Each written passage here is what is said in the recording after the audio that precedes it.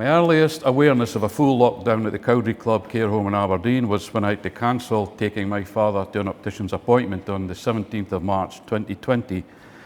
No residents were being allowed out and no visitors allowed in. Information at that time was very vague and no one seemed to know what was going on. On the 11th of April 2020, the home was in full lockdown. My father had 2 falls in his care home, both resulting in head injuries. The first was to the front of his head and reported as not serious, and the second was at 11 p.m. resulting in a substantial cut to the rear of his head. And my mother found him lying in the bathroom. There was a substantial amount of blood on the floor.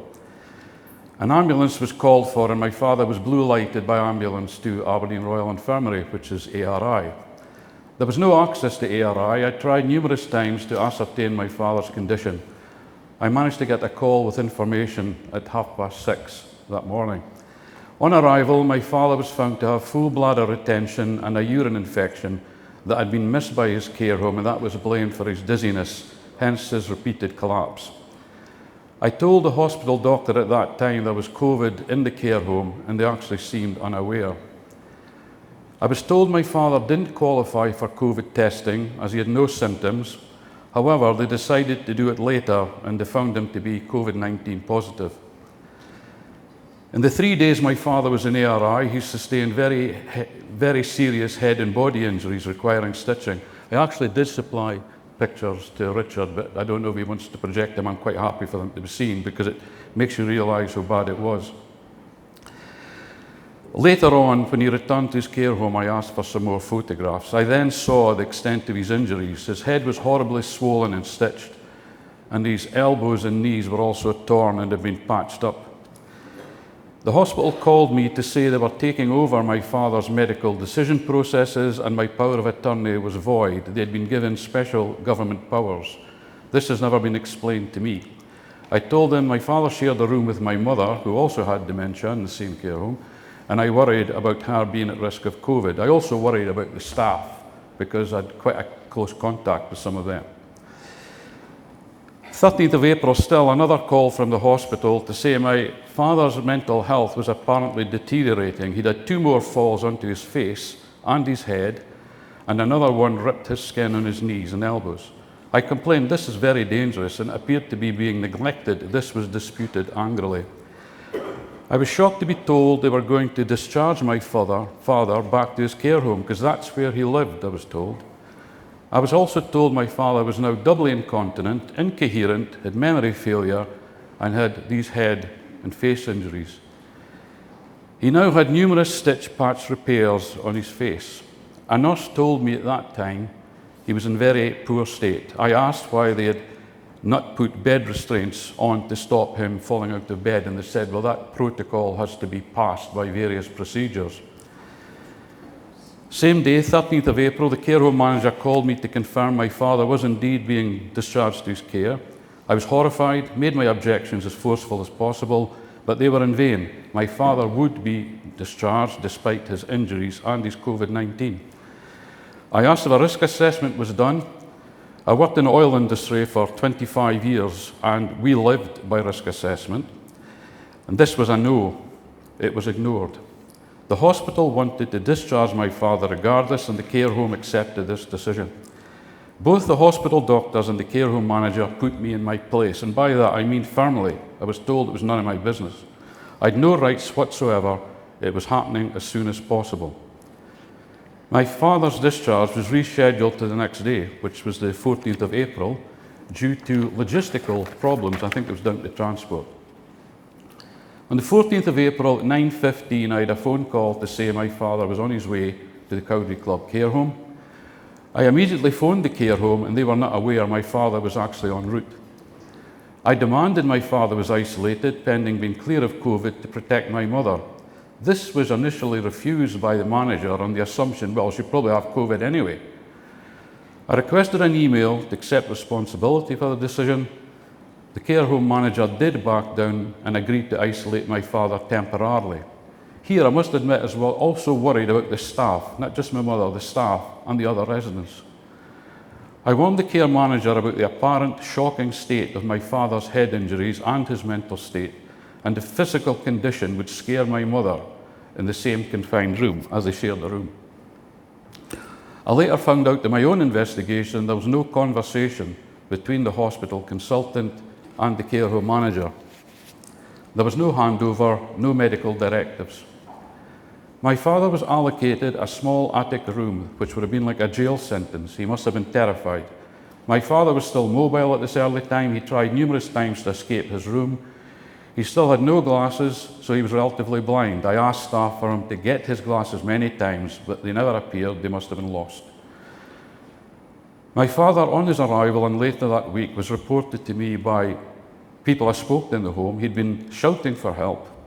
He'd been found crawling around on his hands and knees in his room and trying to get out of his room to get to a toilet in the corridor.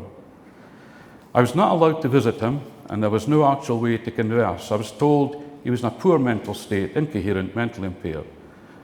I told the care home manager my father should be returned to hospital. This was ignored and denied. They kept him.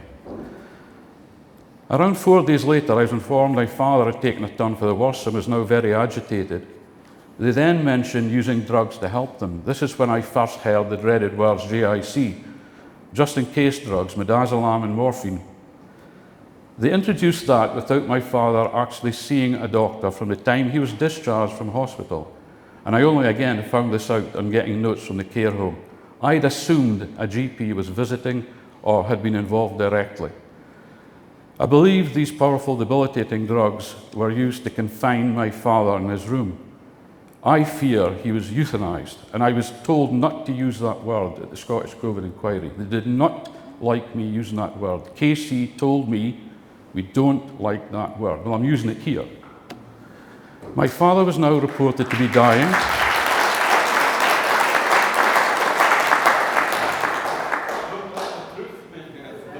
They don't like the truth, and I know that. I've got more to tell you about the Scottish Covid Inquiry. That's coming up.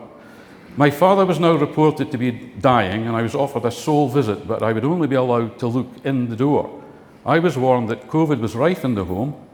There were subsequently 7 deaths I knew of out of 28 in that care home attributed to COVID. I had been on heavy antibiotics myself and had poor immunity as a result, and the advice from a nurse I trusted in the home was not to come in, and my family said the same. The fear was so high at that time, I reluctantly decided not to go in. I found the care home manager was off with COVID when I tried to get him, and the temporary lady manageress then did a harrowing goodbye Skype call with my father to myself and my wife, and then my sister and her husband. My father was in a terrible state. He was dried out. He was wearing a polo shirt in bed, had grotesque ladies' sheepskin mitts on his hands. I was told he'd said they were cold, which I didn't quite get to understand, but they were black. My father was totally unresponsive, unconscious, despite the manageress oddly throwing his hands about and asking him to respond. It was totally horrific, and I took snapshots on my phone, which I provided to Richard. My father's death, the Renaissance Care Area manager, not the home manager, phoned me at 8:30 on the morning of the 26th of April to say my father had died early that morning. His death certificate stated 1 in the morning. No doctor, as I say, saw my father. The care home manager at the Cowdrey, who had been off around 6 days with COVID and had surprisingly returned to work early, called me later that day to state he was with my father at the end of life, been with him as he peacefully passed away. I disputed this, as I knew he was not on night duty. There was a paused silence, and then he apologized. On my stating this, he said, indeed, he had lied. He wasn't with my father when he died at the end, but he thought it would make me feel better. I told him this was a serious lie. It added to the distress and the horrible death I and my wife had witnessed my father endure, and I lost all confidence in the manager and the management at that time. On his death, my father was treated as contaminated waste. He was removed from his bed and the clothes he had on. He was put in a body bag in a sealed trunk and transported to the undertaker's that morning. The undertaker himself told me this. His clothing and personal effects were regarded as contaminated, and were to be destroyed. At the undertaker's, there was no embalming due to COVID. My father's wooden coffin was sealed. There were serious restrictions in place and a long wait for a cremation. I had then to tell my mother, who had Alzheimer's, that my father had died, and this was done on a telephone call. I'm drying up. I was not allowed access. She eventually understood what I was saying, went hysterical, threw the phone down. It was absolutely dreadful. My mother, despite her dementia, looked for my father in the home for a few days, then forgot, remembering only momentarily after that. My mum and dad met when she was only 14, so they'd been together as a couple for 72 years, which is fairly unique in these modern days. We got my mum up to see my father in isolation for a last time just before his death, when he was unconscious, but she only got to the door. She never mentioned it. My mother had a stroke a few months after this, and after a few hospital stays, died on the 19th of November, 2020. So 5 months later, 6 months. In that time, I was only allowed to hold her hand in hospital once, as a nurse actually wept, watching me in distress. She said, "Just go, hold your mum's hand." We were ordered at that time, like everyone else, to be 2 meters apart. My mother, despite her stroke and near closed eyes, recognized me, gripped my hand, and would not let go. It was terrible. The next time I saw and touched my mother was the day before she died. She was lying in an attic room in the care home in the same corridor where my father had passed away. My father's funeral was on the 6th of May, and we were allowed 18 mourners at Aberdeen Crematorium car park. The cars had to be parked 3 spaces apart. There was to be no mingling of attendees. We waited in the East Chapel car park, and the hearse with a bare coffin, my father on board, arrived. I had asked that they stop opposite my car, and only my sister and I were given permission to approach the hearse.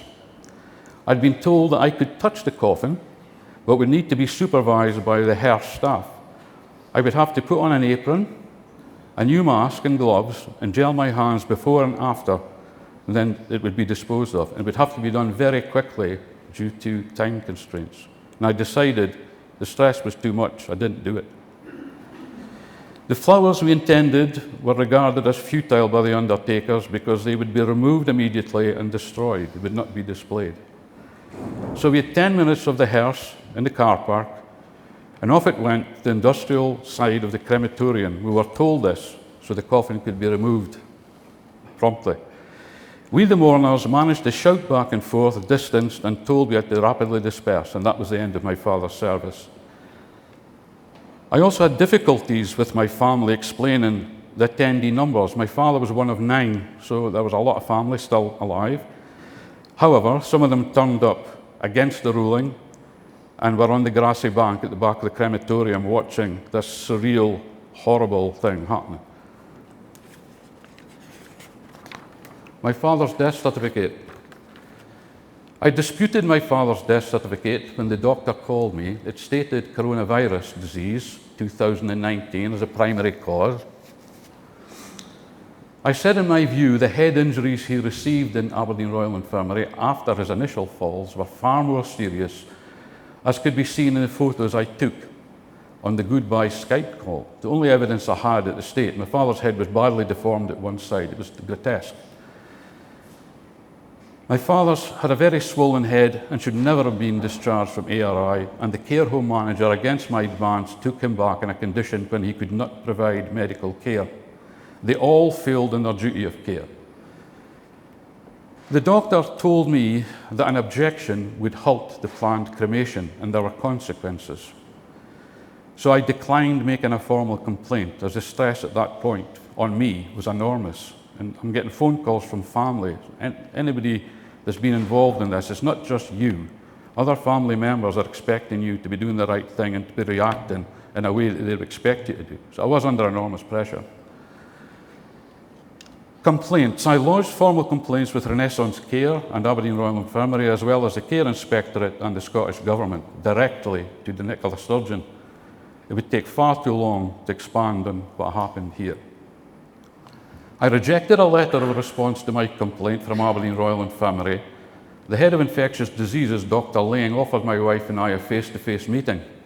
We went to the meeting, and after the usual, in my view, COVID restrictions, protocol waffle, I stopped the meeting and said, look, as head of infectious diseases at Aberdeen Royal Infirmary, do you think it was appropriate to send my father with serious visible head injuries and with live COVID back into his care home? I then got the answer I'd been waiting for. No, it was not the correct decision. And we eventually received an apology letter from NHS Grampian. This took many, many months and was very stressful. The government made no relevant comment.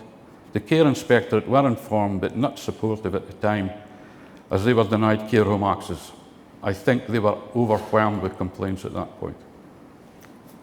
Renaissance Care Management were out to protect their business and the care home manager at all costs. I had sympathy for the manager. It was his first care home job, yet he had lied to me, and I still had my mother in his home. This I was cautioned about in a conversation with the Renaissance Care area manager. Remember, your mother's still in the home.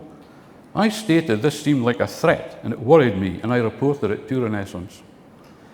The area manager resigned on the spot, not long after I complained. I was never heard of again. That was a mystery.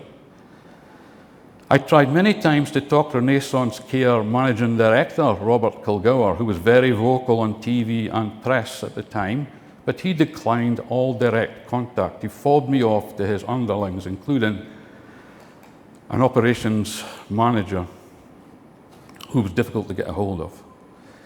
My family, via contacts in the oil industry, supplied 3 lots of urgent PPE to Renaissance Cowdrey Club care home.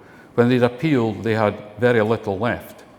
And the staff were very grateful and very pleased with the superior quality that was supplied. They'd never seen anything like it. They were used to running on cheap, the cheapest of the cheap.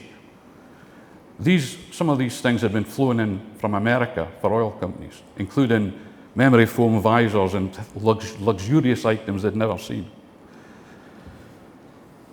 I'm not aware of any action taken by Renaissance Care against the manager. In fact, I've since heard he's been promoted to area manager.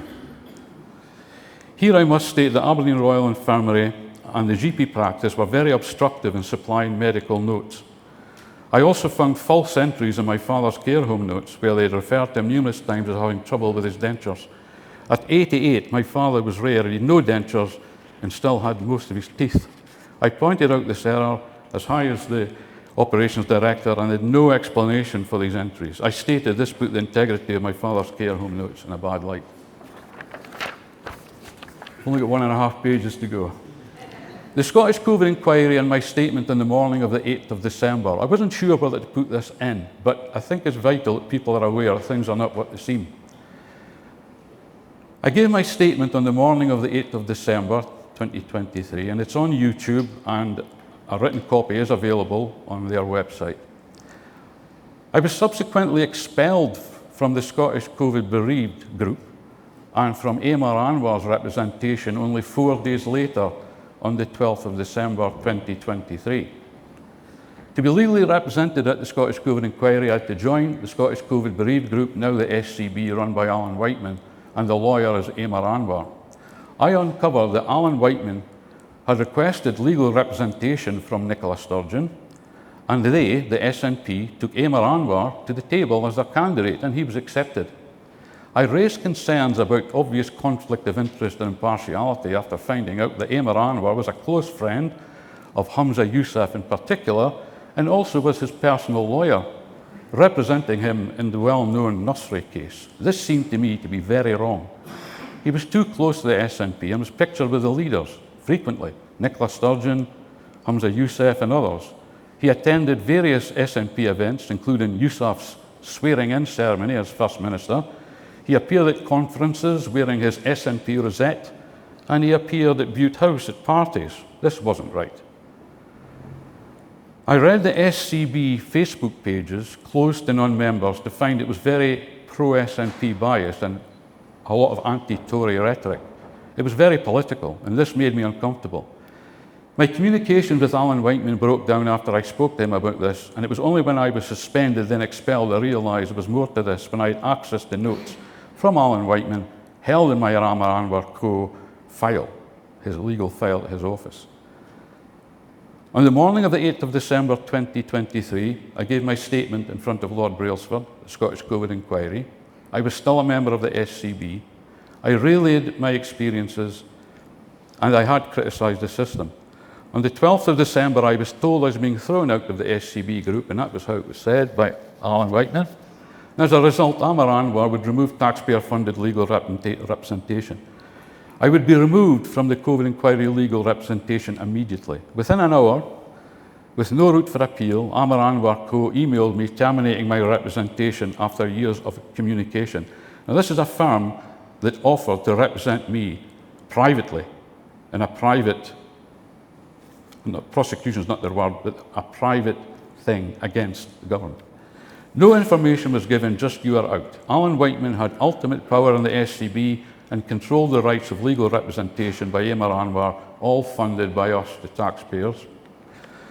Alan Whiteman lied about me on that day, the 8th of December 2023. Pardon me, and I've got it in writing. He said I had gamed the system for some reason and caused delay to his afternoon statement. I presented this evidence to Lord Brailsford on my removal. He confirmed the delay I had was for legal reasons, which put me under enormous pressure because I was waiting to go in, and as the ladies here that have given evidence, you're told there's cameras, it's live, it's on YouTube, you're not allowed to mention names, and at the very last minute, I wasn't allowed to mention the father's name, which is very peculiar. So you can imagine trying to read something out, you can't mention any names. Anyway, I said this was another slight in me, had been accepted by the SCB, Scottish Covid Bereaved, despite it being total lies. The inquiry chair decided, however, on me telling them this, that it would take no action despite provision of evidence. I sent them the email and a copy of the thing that I had. Amar Anwar were told of this false accusation used to defame me. They had a solicitor with me, their own solicitor, as a witness, and it was easily proven to be false accusations, but they declined support. Alan Whiteman went on to slate Boris Johnson partying in the afternoon testimony, and this was allowed. He was allowed to mention a person. I was not allowed to use any names, as I've said, including the father's. The redacted statement caused further delay that morning. It was nothing to do with me gaming the system, which he preferred. The SCB, Scottish Covid Bereaved, had no constitution for appeal and declined sending me a formal reason for dismissal. Both parties, Scottish Covid Bereaved and Amar Anwar Co., were relieved to see me go. That's my feeling. I did not fit their narrative. Only a little bit to go now. I had to go to the Information Commissioner's office to get my file from Amar Anwar, who'd originally declined and delayed supply. In that file, I found offensive, derogatory references to myself that had been communicated. I was nicknamed the Reverend, which is not original. I've had that since Ricky Foolding first appeared on TV.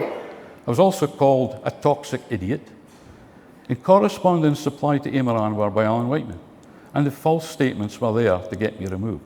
I read that Alan Whiteman wanted me expelled before I gave my statement to the Scottish Covid Inquiry, but that had to be stopped as it would have caused further problems for all concerned.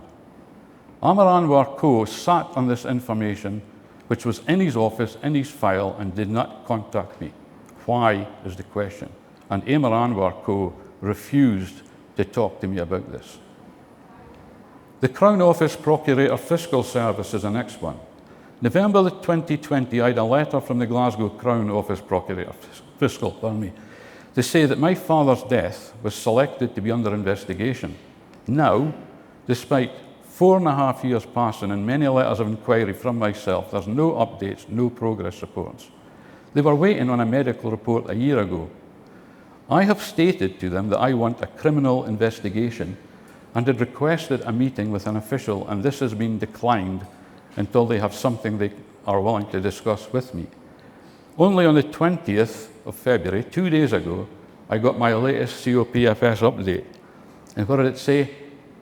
Nothing to report. It remains my family's view that this system is corrupt. Accountability is apparently non-existent, and inaction is tolerated, as other people have been saying here today. It is absolutely disgusting. It has seriously affected my mental health. My wife remains very supportive. Without her, I don't know how I would have coped. This is a platform where at least I feel I can air a small portion of what actually happened to my father, to my mother, and to my family. And thanks again to Richard Ennis for his invitation to come here and speak to you today. And that's the end of Reverend Jolly's sermon.